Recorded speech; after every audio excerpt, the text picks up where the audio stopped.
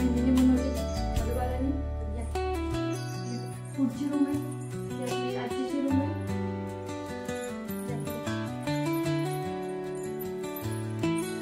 हे शिवाजी महाराजांची अजून एक फ्रेम आहे.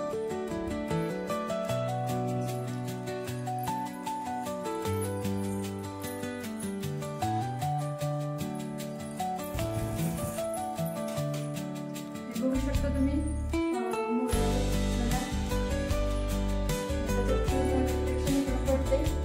समोरच बेसिंग आणि आरसा आहे, तर बघू शकता. चला, आणि हे जे आहे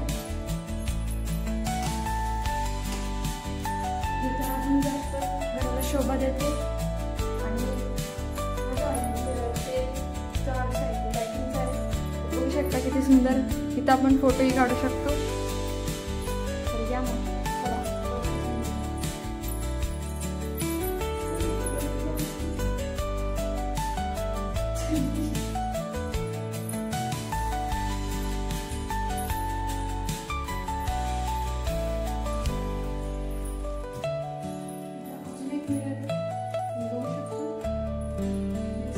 माझ्या इथल्या 2 रूमसाठी इकडे वॉशरूम आहे.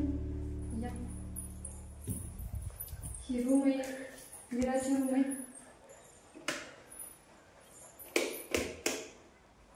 आणि इकडं बाल्कनी आहे, सुंदर अशी बाल्कनी जी आपल्याला खूप सुंदर असा व्ह्यू देते. पूर्ण वस्ती दिसते इथून. आणि मंदिर पण आहे, मंदिर आहे वस्तीवरचं, हनुमान मंदिर. तर या चला पुढच्या रूम मध्ये. इथं असं सोफा ठेवलेला आहे मस्तपैकी. आपण इथून सुंदर असा व्ह्यू बघू शकतो बाहेरचा.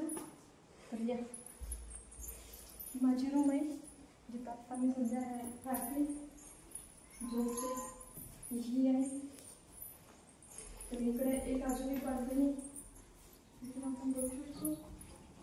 तर हे आमचं जुनं घर आहे आणि पाठीमागं माझ्या मामाचं घर आहे. मी तुम्हाला गेल्या व्हिडिओमध्ये जसं सांगितलं होतं, माझा मामा इथंच राहतो. तर तेच बघा, त्याचं घर आमच्या जुन्या घराच्या पाठीमागं आहे बरोबर. आणि आपण त्याचा नेक्स्ट व्लॉगमध्ये रिव्ह्यू करूया, बघूयात. आणि ह्या विंडोकडे पण या तुम्ही. ही विंडो तर खूपच सुंदर आहे. तुम्हाला कोण आले कोण नाही ते लगेच काढून जाईल इथून. तर चला मग या पुढे.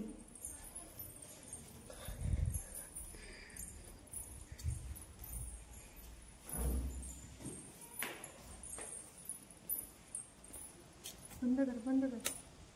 बघू शकता खूप स्पेस आहे या टेरेसवरती आणि खूप सुंदर पण. असू द्या, मी आमचेच चला, त्यामुळं काही एवढं स्वच्छतेबद्दल काय बोलू नका. तर त्याचबरोबर वरती बघू शकता तुम्ही, त्याच्या नंतर वरचा व्ह्यू पण दाखवते. तिथे गेल्यानंतर आपल्याला कसं दिसतं पूर्ण वस्ती एरिया कशी दिसते. तर तुम्ही बघू शकता इथून कसा सुंदर व्ह्यू दिसतो. त्याला पुढे अजून तिकडं पलीकडं जे दिसतंय ते आपलं जवळचं गाव, म्हणजे जी मी आत्ता राहते ते धर्मपुरीत, आणि पलीकडे आहे ते गुरसाळ आहे. त्याचबरोबर इकडं जर बघितलं आपण तर कारुंडे आणि शिंगणापूर, त्याच्या पुढे शिंगणापूरचा डोंगर दिसतोय. ते शिखर मी परत दाखवतो तुम्हाला व्यवस्थित. तर त्याचबरोबर तिकडचा एरिया जो आहे तिकडे शिंदेवाडी आहे. आणि त्याचबरोबर हा रोड जो आहे तो शिंदेवाडीकडे जातो. असे पूर्ण गावांना घेरून असं मध्ये एकदम असलेलं धर्मपुरी हे गाव आहे. त्याच्या आजूबाजूला मस्त असे गावं आहेत, छोटी छोटीच आहेत पण सुंदर. तर चला मग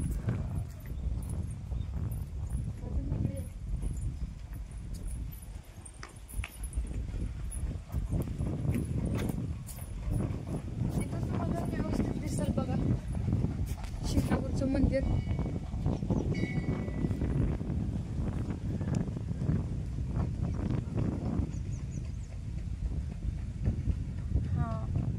हे आहे शिखर शिंगणापूर, ज्याला आपण म्हणू शकतो.